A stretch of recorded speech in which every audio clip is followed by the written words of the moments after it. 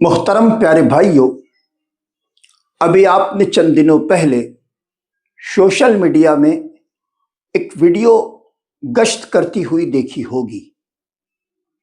Video کیا تھی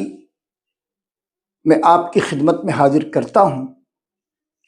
بہار کے ایک عالم دین ہیں حضرت مولانا غلام رسول بلیاوی۔ یہ راستہ طے کر رہے تھے، کسی نے راستے میں ان سے پوچھا کہ آپ بیرسٹر اسد الدین اویسی کے بارے میں کیا جانتے ہیں؟ تو انہوں نے جو کچھ کہا اس کو آپ نے ویڈیو میں دیکھ لیا ہے،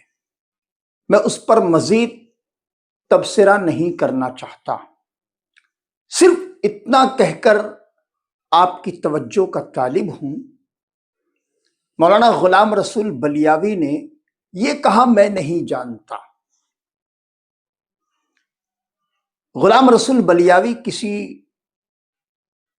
عوامی سطح کے انسان کا نام نہیں ہے،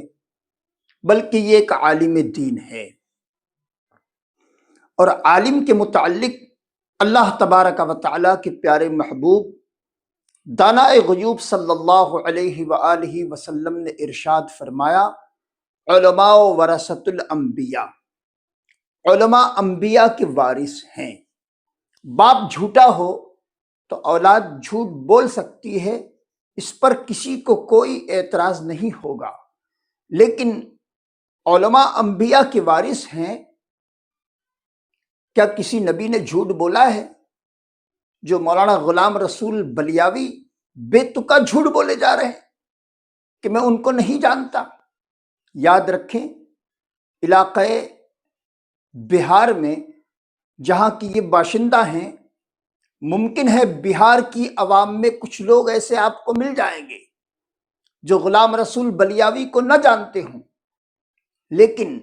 آپ پورے ہندوستان کا سروے کریں، چاہے وہ کسی بھی سماج کا انسان ہو، مسلم ہو، ہندو ہو، سکھ ہو، عیسائی ہو، پنجابی ہو، کوئی بھی ہو، لیکن بیرسٹر اسد الدین اویسی کو وہ نہ جانتا ہو، ایسا ممکن ہی نہیں ہے۔ لیکن ایک عالم دین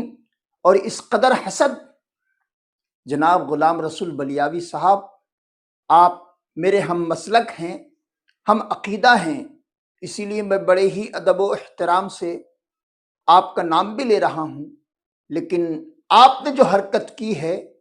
یہ حرکت ٹھیک نہیں ہے، اور یہ حرکت معافی کے قابل بھی نہیں ہے۔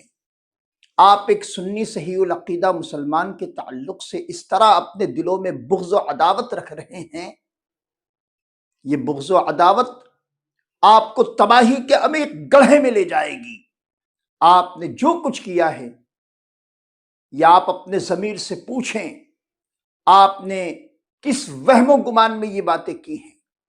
آپ کی سیاسی لائف کتنے دن کی ہے، میں اس پر بھی کوئی کلام نہیں کروں گا، لیکن جس مرد قلندر کے تعلق سے آپ نے زبان درازی کی ہے، اس کے آباء و اجداد بھی سیاسی تھے، سیاسی ہیں، اور خود اسد الدین اویسی بہت زبردست سیاست جانتے ہیں۔ آپ نے اپنی سیاسی لائف میں اپنی قوم کو کیا دیا ہے یہ آپ جانیں، میں اس پر بھی کوئی کلام نہیں کروں گا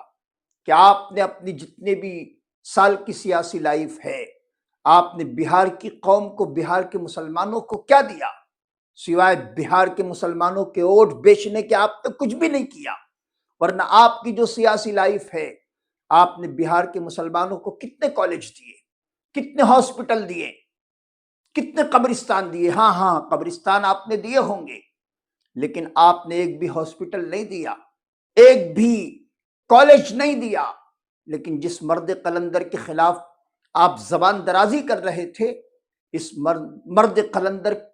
کی آپ تلنگانہ میں جا کے کام کا انداز دیکھیے، اس نے کئی کالجز دے رکھے ہیں، کئی ہاسپٹل دے رکھے ہیں، اور کئی بچوں کی تعلیم و تربیت مفت کروا رہے ہیں۔ آپ نے کیا کیا؟ آپ کی زندگی تو اس شعر کے مصداق ہے،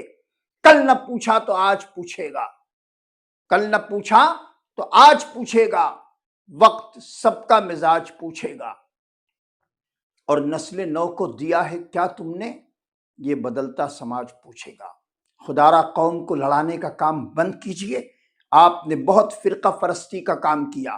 آپ نے قوم کے الیکشن کے درمیان بہت ووٹ بیچے، آپ نے قوم کو کچھ بھی نہیں دیا۔ براہ کرم اب قوم متحد ہو رہی ہے، قوم سیاسی معاملے میں متحد ہو رہی ہے،